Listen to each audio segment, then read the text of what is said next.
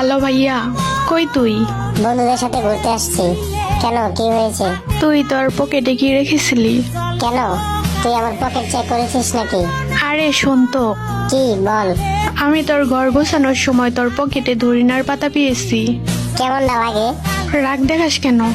আরে এগুলো তারপর রান্না করার সময় ধনিয়ার পাতাগুলো তরকারিতে দিচ্ছি। এখন আব্বু আম্মু খেয়ে কি সব আবোল তাবোল বলতেছে। কি বলতেছে? বাবা বলতেছে আমি আকাশে উঠতেছি, মা বলতেছে আমি চাঁদের দেশে যাচ্ছি। আর কি কি বলে?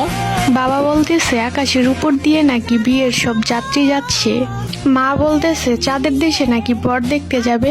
আর কিছু বলে নাই? বলতেছে তো অনেক কিছু। আচ্ছা, বাসায় কি তেঁতুল বা লেবু আছে? ফ্রিজে লেবু আছে। কেন, লেবু দিয়ে কি হবো? তুই দুইজনকে লেবু খাওয়া। কিন্তু কেন? বেশি কথা বলিস না, যা বলতেছি তাই কর। আমি বাসায় আসতেছি। আচ্ছা ঠিক আছে, তাড়াতাড়ি আয়। আসতেছি।